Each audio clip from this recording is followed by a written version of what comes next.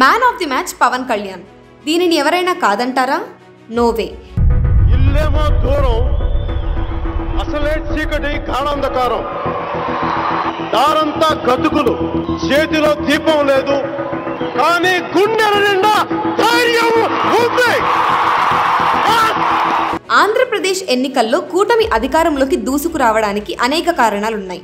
ఎక్కువ శాతం మాత్రం విన్ కావడానికి పవన్ కళ్యాణ్ కారణమని చెప్పక తప్పదు. పవన్ కళ్యాణ్ జనసేన పార్టీ పెట్టి 10 ఏళ్లు దాటింది. ఆయన ఇంతవరకు అసెంబ్లీలో అడుగు పెట్టలేదు. గత ఎన్నికల్లో 2 చోట్ల పోటీ చేసి ఓటమి పాలయ్యారు. అయితే ఈ 10 ఏళ్లలో 100 ఏళ్లకు సరిపడా అనుభవాన్ని సంపాదించుకున్న పవన్ కళ్యాణ్ ఏపీ రాజకీయాలను వడబట్టి దానిని ఒలికిపోకుండా కాపాడుతూ ఇంత దూరం తీసుకువచ్చి జగన్ను అధికారానికి దూరం చేశారంటే అందుకు కారణం ఆయనే. అందులో ఏమాత్రం సందేహం లేదు. జగన్ అధికారంలో ఉండటాన్ని పవన్ కళ్యాణ్ అస్సలు తట్టుకోలేకపోయారు.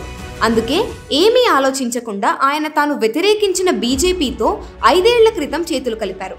బీజేపీ పెద్దలైన మోదీ, అమిత్ షాతో మంచి సంబంధాలు నెరుపుతూ వచ్చారు. రాష్ట్ర బీజేపీ నేతలను పట్టించుకోలేదు. అవమానాలు, వ్యక్తిగత విమర్శలు దిగమింగి జగన్ను ఓడించడం ఏకైక లక్ష్యంగా పనిచేశారు. నిజానికి జనసేన ఏర్పడి 10 ఏళ్లవుతున్నా క్షేత్రస్థాయిలో పార్టీకి క్యాడర్ లేదు. బలమైన నేతలు పట్టుమని 10 మంది కూడా లేరు. ఆ సంగతి ఆయన బయటకు చెప్పడానికి కూడా వెనకాడరు. అసలు పార్టీని క్షేత్రస్థాయిలో బలోపేతం చేయడానికి కూడా ఆయన ప్రయత్నించలేదు. జగన్ ప్రభుత్వంపై బయటకు కనిపించని అసంతృప్తి, ఊహించని ఫలితాలు, వ్యతిరేక ఓటు. జగన్ను ఓడించాలంటే ముందు ప్రభుత్వ వ్యతిరేక ఓటు చీలకూడదని భావించారు. తన సామాజిక వర్గమైన కాపులను ఏకం చేయడంలో పవన్ కళ్యాణ్ సక్సెస్ అయ్యారనే చెప్పాలి. తనపై ఎన్ని విమర్శలు వచ్చినా పట్టించుకోలేదు. అసలు పొత్తు ఉందని రాజమండ్రి జైలు బయటే ఆయన ప్రకటించి అందరి చేత విమర్శలను ఎదుర్కొన్నారు. కానీ లెక్క పెట్టలేదు. 60 సీట్లకు తక్కువ కాకుండా తీసుకోవాలని వచ్చిన సూచనలను కూడా పక్కన పెట్టారు. తన బలమెంతో తనకు తెలుసని, తనకు ఒక వ్యూహం ఉందంటూ ఆయన చెప్పుకుంటూ వచ్చారు. చివరకు 21 స్థానాలకే పరిమితమయ్యారు. 2 పార్లమెంటు స్థానాల్లో పోటీ చేశారు. ఇక టీడీపీకి దూరంగా ఉన్న బీజేపీని దగ్గరకు చేర్చడంలో ఆయన పాత్రను ఎవ్వరూ కాదనలేరు. ఢిల్లీకి వెళ్లి మరీ పెద్దలను ఒప్పించడంలో ఆయన సక్సెస్ అయ్యారు. తనను ఎన్ని మాటలైనా అనండి, కానీ రాష్ట్ర భవిష్యత్తు కోసం పొత్తు తప్పదని వారిని ఒప్పించి, మెప్పించి మరీ కూటమి గెలుపునకు కారణమయ్యారు. టీడీపీ ఒంటరిగా వెళ్తే ఒక్క ఓటర్ కూడా పట్టించుకునే పరిస్థితి లేదు.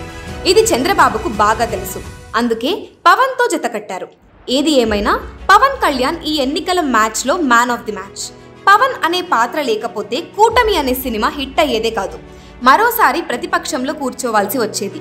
కానీ కసితో ఊగిపోతున్నట్లు పైకి కనిపించినా అన్నింటా తల వంచారు. సింపుల్గా ఆయన స్టైల్లో చెప్పాలంటే ఎక్కడ తగ్గాలో ఎక్కడ నెగ్గాలో తెలిసిన లీడర్ పవన్ కళ్యాణ్ అని చెప్పక తప్పదు. తాను ఈసారి 2 చోట్ల పోటీ చేసి మరోసారి ఓటమి కాకూడదని తీసుకున్న నిర్ణయం కూడా ఆయన్ను పొలిటికల్ హీరోను చేసిందనే చెప్పాలి. అలా పవన్ కళ్యాణ్ కూటమి ఏర్పడడానికి ప్రధాన భూమిక పోషించి తొలిసారి అత్యధిక స్థానాల్లో జనసేనను శాసనసభలోకి పంపించగలిగారంటే అది పవన్ కళ్యాణ్ వ్యూహమనే చెప్పక తప్పదు.